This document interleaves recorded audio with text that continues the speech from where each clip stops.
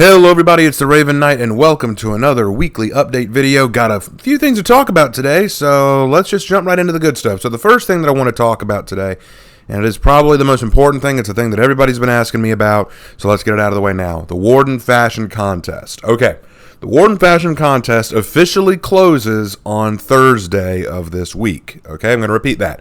The Warden Fashion Contest closes on Thursday of this week. Okay, so if you still want to submit your Warden for the fashion contest and have not done so, here's what you need to do. You need to join my Discord. Don't worry, there will be a link in the description for you to join my Discord. You need to join the Discord. You need to go to the you need to submit your image on the Discord channel under contest submissions. Now, what I'm going to need from you, I'm going to need to see a front image and a back image of your character so I can see them from both angles. I need to be able to see both sides of your Warden. That way I get a full idea of what they look like in both angles. Now, you may send me whatever you want with the Warden. The only thing I would like most of all is a name so that I know what I'm calling out, so that I know what I'm calling this Warden. If you want to send lore or background information for your character, you can. It's fine, and I'll gladly read it out, but it's not going to impact my judgment. This is a fashion contest, not a lore contest. All right. Also, do not submit more than one loadout for your character. I will only accept one loadout. Please don't submit multiple Wardens or multiple different loadouts or a male or a female. Pick one look and go with it, okay? Pick your favorite and go with it, and I will be happy with that. If you don't give your Warden a name, that's fine. I'm just going to be referring to the Warden by your Discord name, okay?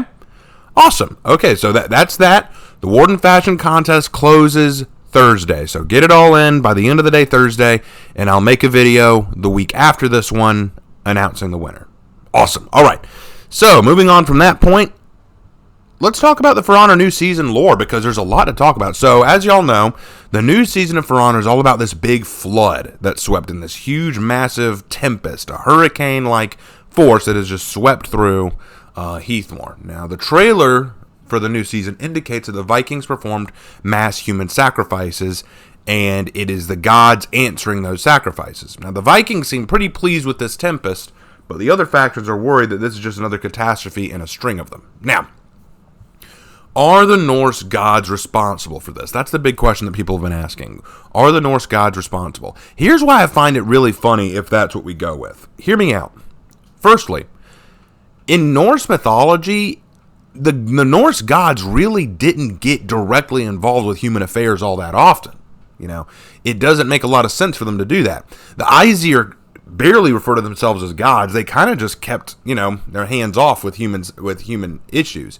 I mean, they were in their whole different realm of Yggdrasil. The Aesir lived apart from humanity. Humanity lived in Midgard, but the Aesir live in Asgard. It's totally different territories. And though the Aesir did interact with humans and humans did worship them, they really never got directly involved, or at least tried not to. So it seems funny that they would react to the Vikings' human sacrifices here with a tempest. But, it's not the first time they've done something like that in For Honor's lore. So are the Norse gods responsible for this? It's possible. Another explanation that I've heard is that the Kyotians' attempt to restore balance either went unanswered or it went too far. Like they overplayed their hand and now they've got the other extreme happening. However, based on the way the season is looking and the lore that they're talking about, it's looking like it was the Norse gods, which begs another question. Where are the Night and Wulin deities in all this? I mean, yes, okay, we've seen evidence of samurai deities with the Kyotian event. We've seen evidence of the Norse gods and their deities with the Jormungandr event and with all this. Where are the Night and Wulin deities? Because here's the funny thing. If you want to talk about gods getting directly involved with humanity, the Greek gods were very active and involved in day-to-day lives of humans. We see them interact with humans all the time. That's where we get a lot of our Greek myths from. So I was thinking, maybe it should be the Greek gods getting involved in all this. Maybe this should be if people really want to say, oh, the knights worship the Roman and Greek gods. If that's really the direction you want to take, okay, where are they? Because the Roman and Greek gods got involved a lot in human affairs. So I would think this is their doing, but none of them are claiming ownership of it. So either A, the Norse gods are the only gods in the For Honor world and they're taking this kind of action, Or maybe the knights worship something different. Maybe the knights might worship a singular god. Maybe. I gotta tell you, I always thought it looked suspicious when Hervis Daubeny randomly disappeared for so long. I'll tell you why he did it. He was building an ark. That man's smart.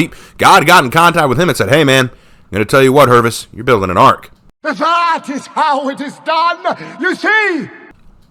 Yeah, I'm joking around, but still, it's something that came into mind, because you got this whole idea of Norse mythology where the gods have answered our prayers, and this is the second time the Vikings have pulled that, with Jormungandr event that happened when Jormungandr came around, and now with this big tempest, it's the gods have answered our prayers, and it's like, okay, it seems a little weird that the Aesir would answer your prayers twice when we haven't even heard anything about the Roman or Greek gods answering prayers or taking direct action. Because if you read the Iliad, the Odyssey, if you look into Greek mythology, the Greek gods can't keep their hands out of mortals' business. It's crazy.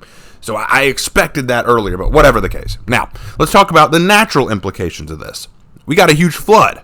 Floods can be even more catastrophic than droughts in some cases. They can wash away fertile soil, ruin crops that are still standing, and destroy homes. Think about it. With a drought, yes, you may have a bunch of dead crops and you may run out of water very quickly. But it is possible to store water. It is possible to grow different kinds of crops in desert conditions. There are ways to survive through droughts. It can be done. Floods, meanwhile, can be incredibly destructive, and the water that comes from floods can be very unclean. So it's not like this is oh my gosh, water everywhere, I can drink everywhere. No, because the second part of that line is water everywhere and not a drop to drink. Flood water is not clean for drinking. You can't just shove your face in it and drink up all you want. It's not safe. It can actually be very toxic in some cases. So you got to be very careful with floods. It's very interesting what they're doing here. I think the flood aspect is a very creative and new direction that they're going with, and I think the flood is going to be very, very dangerous. I think that the Vikings reacting happily with the tempest comes more from the fact that it's a new challenge for them to face. The idea is they're thinking, the gods have sent us this flood because they want to test us. They're saying, hey, we're giving you this rain, but there's more to it than rain. You've got to prove you're worthy of us. And the Vikings are all for it. Whereas the other factions are saying, you realize this is effed up, right? You realize that this flood is going to F over all of us, right? Especially the samurai who are probably saying, the mire is gone! The mire is gone! We live in a swamp! A flood in a swamp destroys everything! So, yeah, they're probably not happy either. It's a lot to take in. I'm very much liking it, and I gotta say, I loved the launch trailer that they did on YouTube. If you haven't seen it yet, I've been playing it in the background. Check it out. It's really good. Okay, so with all that out of the way, let's talk about the other stuff. Okay, so coming up on the channel, Raven's Writing Room is going to have a new release soon. It's going to be on setting a scene. It's going to be talking about how you set up a scene, open up a scene, that kind of thing. I think that's going to be a lot of fun. I hope you're looking forward to that. Also, since Female Raven has officially been drawn, I will be working on the next Women in History on the Samurai. It's finally being worked on. I'm working out a script right now. It will take some time because I got to make sure I do all my research, but that is being worked on. And it's been a while, but Heroes in History is on the way. I've started my research for Shaman. Shaman is going to be the next Heroes in History. I know that a lot of people have been saying, "Oh, do Shugoki, do Orochi." I've heard all your wants, but I already did a poll some time ago asking which one I should do, and Shaman won out, so I'm going to be doing Shaman. Okay, so don't worry, you'll get yours. I'm going to do all of them at some point, but Shaman's just next on the chopping block. And last but not least, the last part of the day, story sharing time. Yay, story sharing. Okay. Normally, I talk about stories that I've either finished or stories that I'm very proud of or stories that are in progress or what have you. Today, I want to talk about a story that I actually don't like. I don't like it because I messed it up and it taught me a very ugly lesson about the writing world. So, today's story is Metamorphosis. Metamorphosis was a story I started a long time ago with a friend of mine who used to be an artist friend who drew stuff with me, and we had a good time coming up with the story and idea. But the main idea of the story was I wanted to do a story which was almost a out-of-body experience style story or a character study. The story follows this guy named Chase, who is a I would say junior or sophomore in high school. I forget how old I made him right now because it's been a very long time since I did this story.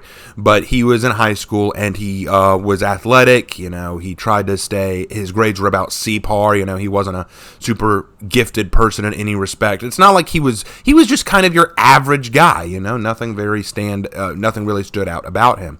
And he had a lot of family drama. His mom was always depressed. His dad was always at work, and he never felt appreciated at school. So he was looking for some kind of fix, some kind of change in his life to make things more interesting. Well, one day he gets that. He wakes up as a chick. And this is shocking to him. It's shocking to his family. It's shocking to everybody.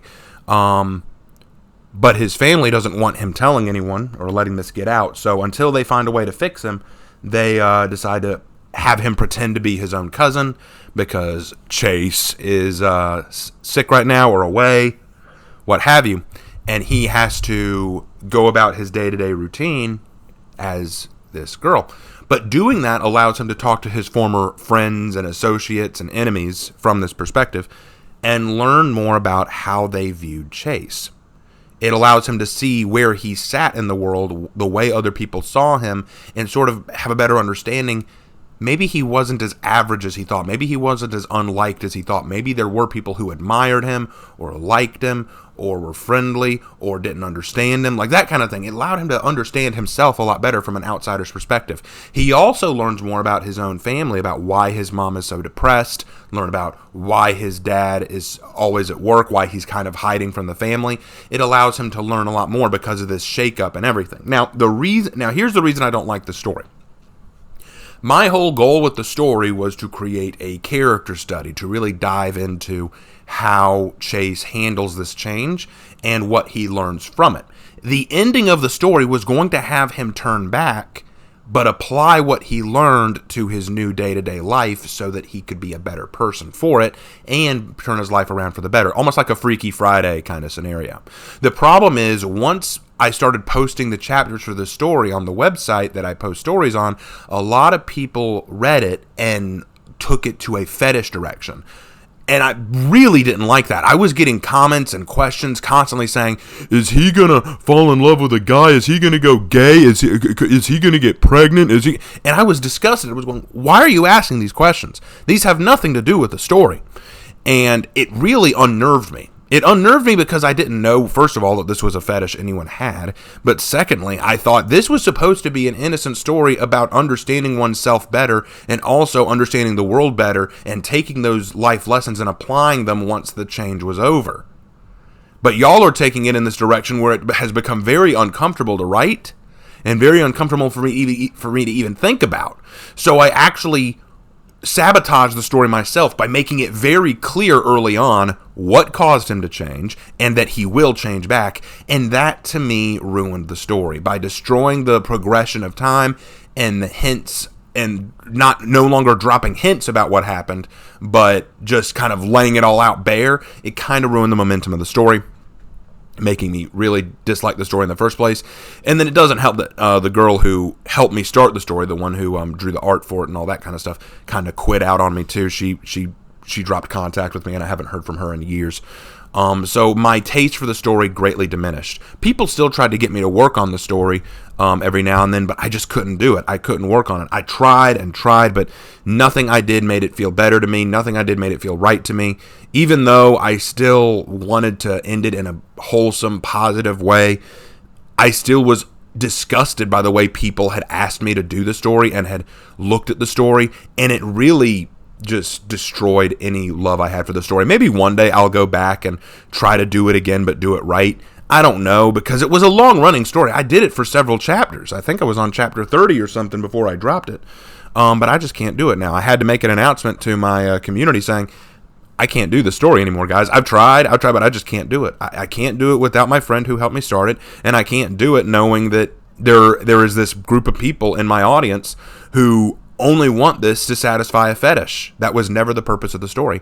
So this was a story that I am not proud of, and I thought y'all should know about it because it'll teach a lesson. And the lesson it teaches is this: do not sacrifice the goal or direction of your story for any reason, be it the request of an audience or because you're unnerved by your audience. What I did was I let my audience's reaction to the story allow me to fix my story in a way to avoid issue that I thought that it was going to go.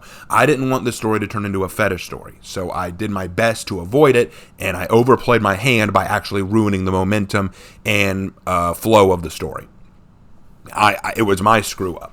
I shouldn't have let them impact me the way I did, but I did not expect that response, so that's why it happened the way it did. If you do want to read what Metamorphosis had to offer, I'll leave a link in the description for y'all to go take a look at it and see what y'all think, and by the time you reach chapter 20 or 25 or something like that, you'll see officially where I screwed it up. But up until that point, I thought it was going okay. Anyway, thank you guys for watching today. I know that this was kind of a different kind of Ravens updates, but I hope you enjoyed anyway. Please subscribe if you haven't subscribed already. We're at 14,500, which is, oh my gosh, it's growing so fast. I'm really excited. Let's try to make it to 15,000, guys. I don't know what I'm going to do when I get there, but I want to do something. Leave a like if you enjoyed the video. Comment down below with your thoughts. Are you excited for what's coming to the channel? What do you think about the new For Honor season? What do you think about Metamorphosis? Do you think that I was right to do what I did, or do you think that I officially screwed it up? What are your thoughts? And also, just continue watching my videos and continue letting me know what y'all think. I always love getting your feedback. My brother, we're pretty sure he has COVID. All of his symptoms are there. He's going to get officially tested today to make sure, but I think we're all pretty sure it's going to come back positive. He's definitely got it. He's got all the problems. So keep him in your prayers. I'm probably going to be taking care of him for the next few days. But regardless, guys, thank you guys for all you do and for keeping this channel alive. And I will see you in my next video. Take care.